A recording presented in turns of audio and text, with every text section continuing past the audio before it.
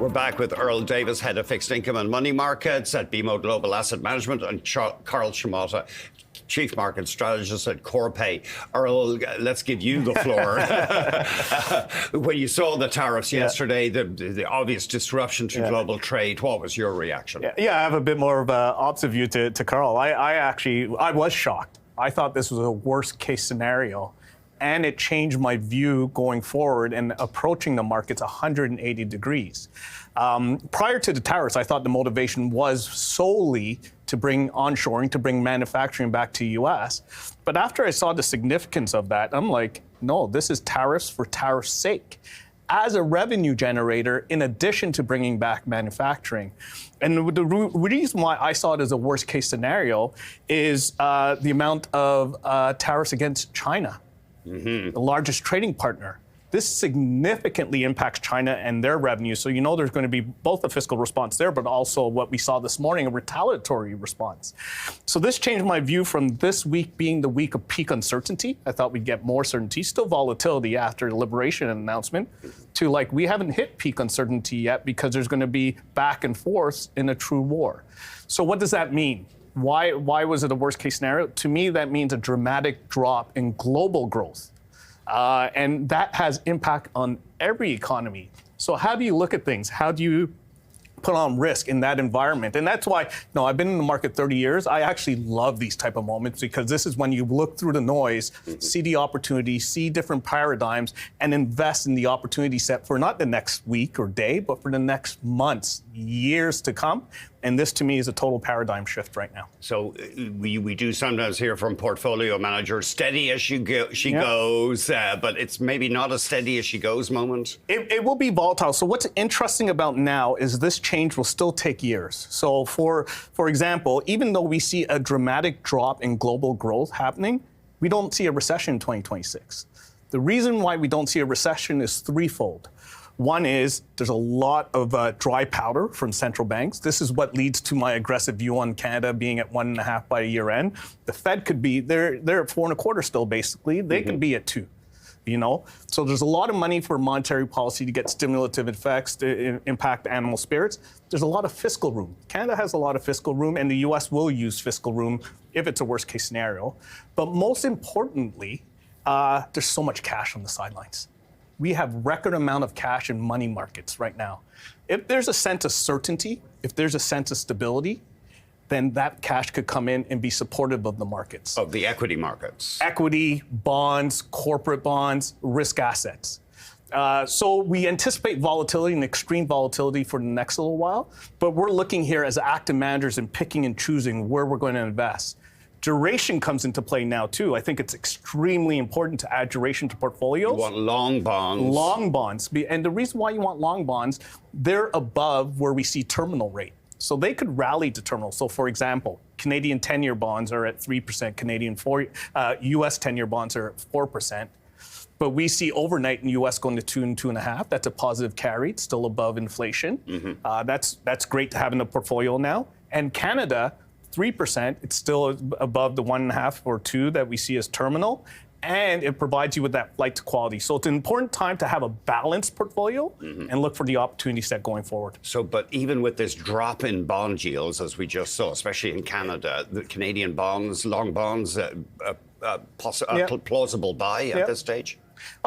Yes, not immediately. So I'll give you a perfect example. We're active managers. Ahead of the employment rate in bonds, U.S. 10-year bonds was at 3.90. We had 2 orders in the market, to sell bonds at 3.75 and to buy them at 4.10. And that's the type of volatility we see. So we've rallied a lot very rapidly. Here, I wouldn't add to bonds. I wouldn't sell. But I look to be a better buyer on any sort of weakness, which we could expect to see over time. And if there's any sort of panic bid, continued bid to bonds, that's where we monetize what we own and take some profits and go into dry powder for a little bit. This is the mind of an active manager, and this is why it's important to have active management now in these type of volatile environments. Karl, you said we're trying to figure out Trump's real agenda, and you said he may want further changes to the global financial system. system. What kind of thing could that be? Well, you look at the advisors around him, right, and some of them are recommending things like Tobin taxes, which would be taxes on capital inflows into the United States. So in other words, if you want to invest in the United States, we hit you with a tax for doing so. That sounds... Yeah, user fees for treasuries, user fees for exporting into the U.S., all sorts of things like that.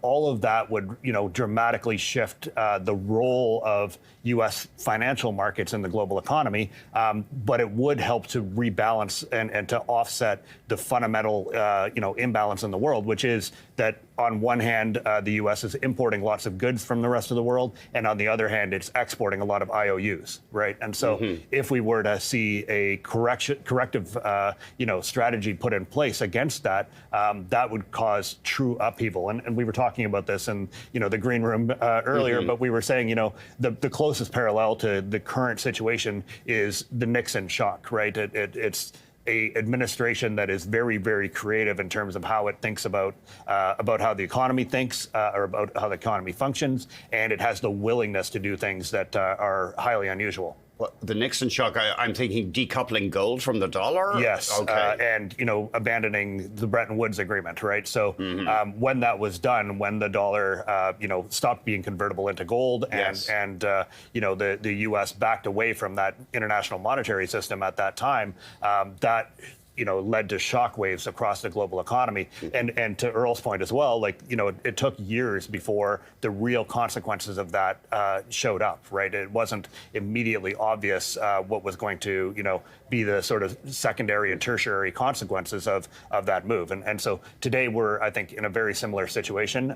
It could be that we move back to the middle, as Earl is suggesting. What do you mean move back to the middle? That we go back to the same playbook that's been used in the last couple of decades, where central banks ease dramatically, the government steps in to do more fiscal spending. All of that might stabilize the economy. But on the other hand, we have a lot of recent history that could suggest that doesn't happen, right? That central banks worry too much about inflation and they don't move policy in as a restrictive direction as you would assume, and that governments prove unwilling and they don't have the political support to really open the taps, right? Why? Because we just had this big inflation shock after COVID, right? So we could be, it could be this time is different, or those could be, again, the four most expensive words in the English language.